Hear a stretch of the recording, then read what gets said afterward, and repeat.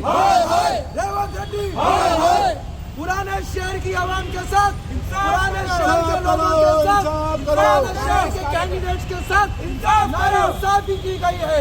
ये सरासर धोखा है। मुसलमानों को, पुराने शहर को हमेशा ढकेला है और इस बार भी फिर से ढकेलने का काम किया है। और अगर तुम्हें पहले से साठगांठ करनी थी तो फिर हमें पहले बता देते। हम मेहनत नहीं करते 2-3 साल से। बाबा भाई, हमारे दिलावर साहब, हमारे अस्करी साहब, मुस्तफा साहब, शकील दयानी, इन लोगों ने 2 साल से अपने चप्पल घसा, इसीलिए कसा कि कांग्रेस पार्टी इंसाफ करेगी। ये कहा गया था राहुल जी की तरफ से भारत जोड़ो यात्रा के दौरान, जो कांग्रेस के लिए काम करेगा कांग्रेस टिकट इसी को देगी। लेकिन ये क्या हो गया अचानक क्या हो गया? प्लेन से उतर के, पैराशूट से उतर के ऐसे ऐसे नाम आ रहे जिनको हम नहीं जानते। आप हकीकत में कंपटीशन करना चाह रहे तो ओल्ड सिटी में फेसेस है ना, ये फेसेस तो है। आप फेसेस को नहीं दिए ओल्ड सिटी में, आप लोगों के साथ मांडोली करके ऐसे वैसे लोगों को जीत गए, दे दिए वो टिकट जो आपके लिए, आपकी पार्टी के लिए पुराने शहर में जो लहर बनी है, इतनी मजबूत लहर बनी है, वो लहर का फायदा उठाने के बजाय आप मांडोली करके ऐसे वैसे प्लेन से उतरे जो लीडरों को टिकट दे दिए। इससे नुकसान तो होगा, सिर्फ तेलंगाना में नहीं होगा, ये आवाज मुल्क भर में पहुंचेगी और लोगों को पता लगेगा कि कांग्रेस पार्टी माइनॉरिटी का सिर्फ वोट लेती है, माइनॉरिटीज को इस्तेमाल करती है। इनको घसाया, इनको भी घसाया, इनको भी इस्तेमाल किया। इस्तेमाल करने के बाद क्या किया? कोने में फेंक दिए, एक ब्रांड न्यू शोरूम से शर्ट लाके उतार दिए जो कोई पुराने शहर वाला नहीं पहनने वाला है। शेम है पार्टी लीडरशिप के ऊपर। अभी भी टाइम है, हम कांग्रेसी थे, कांग्रेसी है, कांग्रेसी रहेंगे। यही वजह है कांग्रेस का इंटरनल कॉन्स्टिट्यूशन ये इजाजत देता कि हम पार्टी के अंदर हमारी आवाज को, मुखालिफत को आवाज उठा सकते। ये खूबसूरती है कांग्रेस पार्टी की। और इसी कानून का फायदा उठाते हुए हम रेवंत रेड्डी गारू से और कांग्रेस की आला कमान से अपनी डिमांड रखने आए हैं। हम भीख नहीं मांग रहे, वक्त निकल गया भीख मांगने का। मेहनत करने वाला भीख नहीं मांगता। इन लोगों ने मेहनत की है तो भीख नहीं मांगेंगे, हक मांगे, हक लेके आएंगे। हमारा हक चाहिए, हमारा हक चाहिए, हमारा हक चाहिए,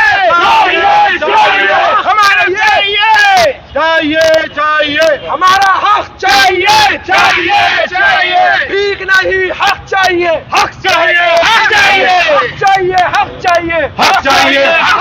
भीख नहीं, हक चाहिए।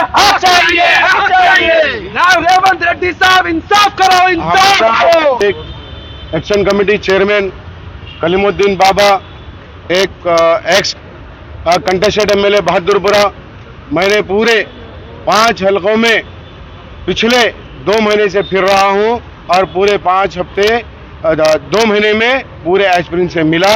उसमें कौन लड़ने वाला है, कौन नहीं लड़ने वाला है, ये मैंने सब रिपोर्ट वलीउल्लाह समीर साहब को दी।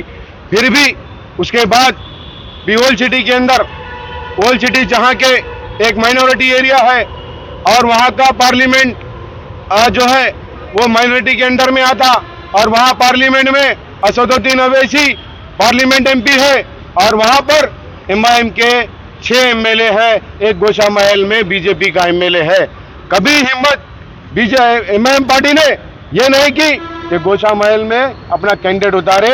आज गोशा महल में भी हम चाह रहे थे कि कोई मुस्लिम कैंडिडेट वो लड़ना, और वो मुस्लिम कैंडिडेट अगर वहां लड़ता तो वहां पर 1 नहीं 2 नहीं, कम से कम 85,000 मुस्लिम वोट है।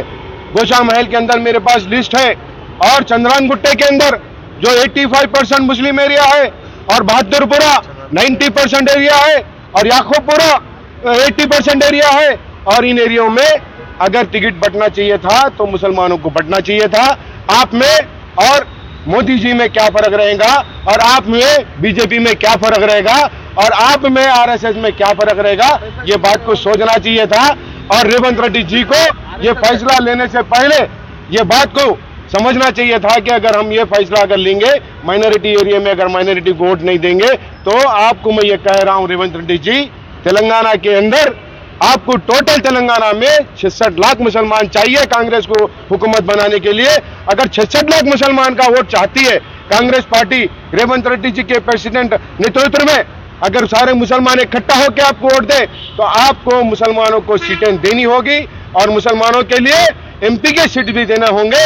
हम इसके लिए यहाँ पर यह धरना कर रहे हैं कि आप अगर जस्टिस नहीं करेंगे तो एक जो मुसलमान जो कांग्रेस के तरफ बड़ी मुश्किल से आया हुआ है वो किधर जाएगा और वो कहां जाएगा? आपने ये सोचा नहीं? क्या आप भी ये केसीआर की तरह 2 मुसलमान मेरे पास है और बस 2 मुसलमान आपका नहीं भी है, ये सोच रहे क्या? आप भी ऐसा सोचना बंद कर दो। देखो हम आपके साथ हैं, हम आपके लिए लड़ते आए हैं। 5 साल से हमने कांग्रेस के लिए काम किया। पिछले 10 सालों में हमने कांग्रेस को एलसीटी में थाम के रखा है। जहां आपका झंडा नहीं चलता था वहां पे झंडा आपका लहराया है। वो काम हमने करके बताया और आपने क्या सिला दिया और आपने क्या काम किया? एलसीटी के कार्यकर्ताओं के ऊपर आपने ला करके पत्थर रख दिया, एलसीटी की जबानों को सिल दिया आपने एलसीटी के अंदर। देखो जीत और हार बात की बात है, मैं जीतता हूं या कोई मेरा मुस्लिम भाई जीतता, ये मैं नहीं कहता कि क्यों कि वो वन साइड एरिया है, आपको भी मालूम हमको भी मालूम। लेकिन बराबर वहां से कांग्रेस पार्टी का कार्यकर्ता एमआईएम को चुनौती देते आया है, आरएसएस को चुनौती देते आया है, बीजेपी को चुनौती देते आया है, बीआरएस को चुनौती देते आया है। आज वो चुनौतियों को खत्म करने का आपने काम कर दिया और आप उन सब जो कांग्रेस के लिए काम करते हैं एलसीटी के अंदर, उनके पैरों में आपने बेड़ियां बांधने का काम किया।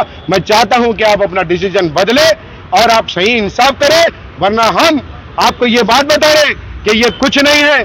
आप समझ रहे होंगे ये तो आज सुबह का नजारा है और ये 2-3 दिन में नजारा देखना आप। अगर हम गांधी भवन में आपको आने नहीं देंगे, ये काम हम करेंगे कल से। हम आपको आज का 1 दिन का टाइम दे रहे हैं, आप ये लिस्ट को बदलो।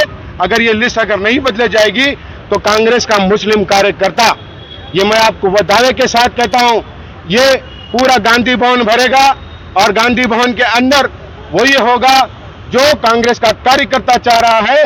एक जो बिल्डअप होके आया हुआ टीडीपी का आया हुआ प्रेसिडेंट काम नहीं करेगा, कांग्रेस की लॉबी में काम होगा, कांग्रेस के अंडर में काम होगा।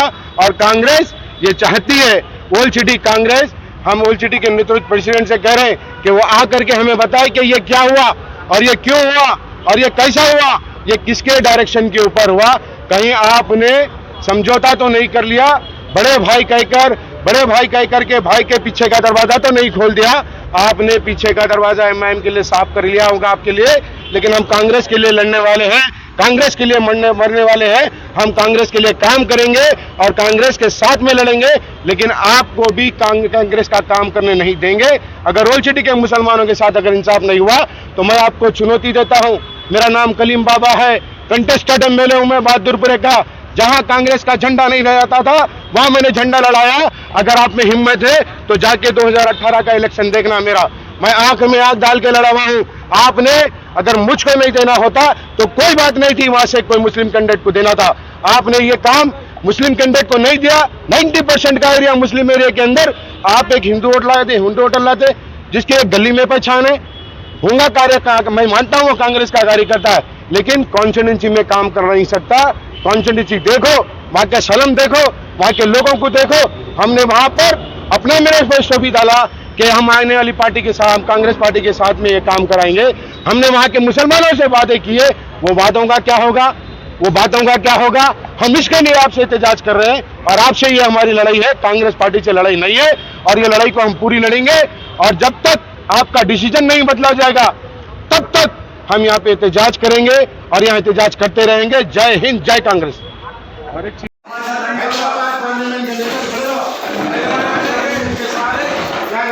करने के लिए आप लोगों ने तय कर लिया। आप क्यों मांग रहे? आपसे सवाल कर रहे हैं।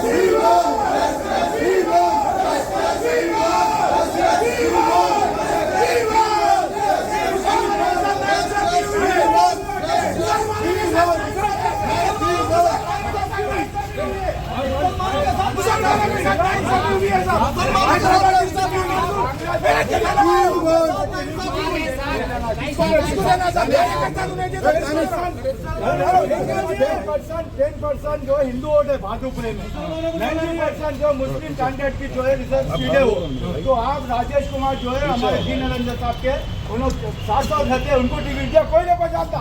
मैं 30 साल से पार्टी में बात शुरू कर और मैं कांग्रेस कारपोरेट डाला, मेरे को भाजपा टिकट नहीं दिया।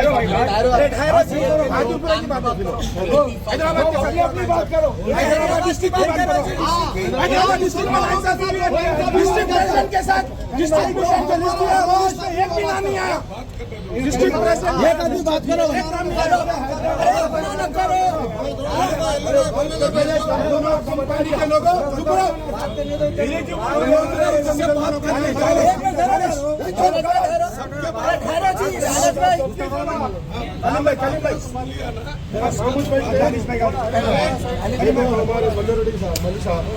जो है हम ये चाह रहे हैं हैदराबाद पार्लियामेंट में ज्यादा एरिया क्या है, मुस्लिम माइनॉरिटी का एरिया है।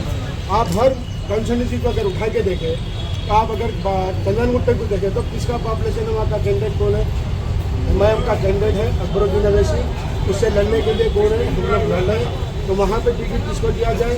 वहाँ पे एक मुसलमान को टिकट दिया जाए। पलट के अगर आगे चारमीनार को डिसाइड नहीं करें, हम तो लड़ लेंगे, चारमीनार भी कहीं दूसरों को ना दे दे, कि चारमीनार भी मुस्लिम कैंडिडेट होना चाहिए।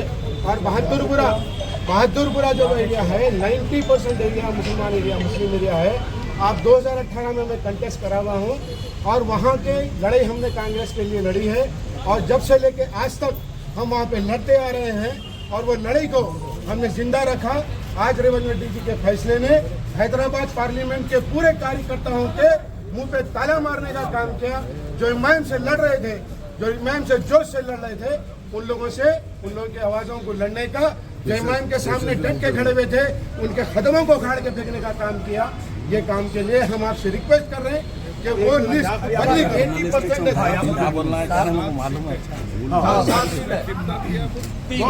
सुनिए, नहीं मालूम है तो मत बोलो, चुप बैठो। नहीं आती, अपने को नहीं आती। रवि साहब हमलोग के ऊपर केसेस बुक करते हैं, कांग्रेस वालों के ऊपर केसेस बात कर रहे हैं। हमारे हैदराबाद पार्लियामेंट में 7 सीटें हैं, 7 सीटों में मैं थोड़ा सा मैं बिल्कुल हैदराबाद पार्लियामेंट में 7 सीटें हैं, 7 सीटें। गोशा महल मुसलमानों को नहीं देते, पहले से मुसलमानों को नहीं दिए, हम उसके ऊपर ऑब्जेक्ट नहीं करे। और मलकपेट मुसलमानों की सीट थी, मुसलमानों की इस बार नहीं देखे बोले, हम ऐसा देखते बोलते हम खामोश बैठे। और याकूबपुरा मलकपेट में जो मुस्लिम को दिए कैंडिडेट को, वो कार्यकर्ता कांग्रेस का कार्यकर्ता है क्या? वो हेलीकॉप्टर कार्यकर्ता है भाई कोई? छोड़िए साहब, ये देखिए कमेंट सेक्शन देखिए। बोलो यार, खामोश बैठो, अरे बोलने का दो।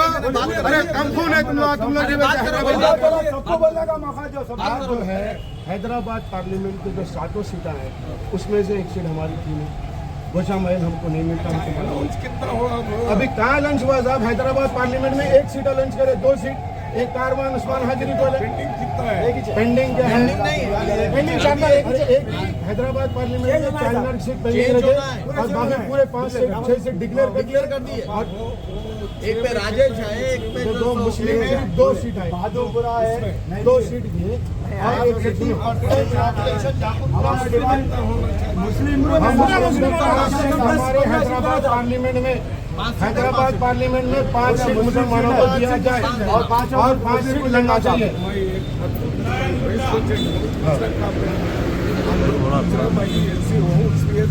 देखो साहब, एससी को 6 सीट दिए। देखो 55 सीटों का, आप अच्छी बात करें, 55 सीटों का वहाँ पे डिक्लेरेशन हुआ।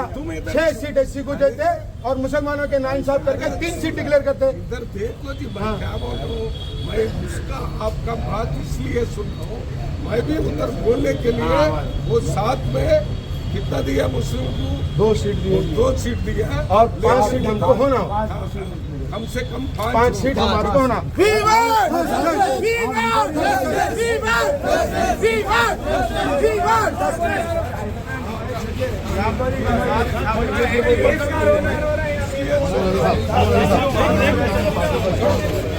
मेरे को छोड़ कर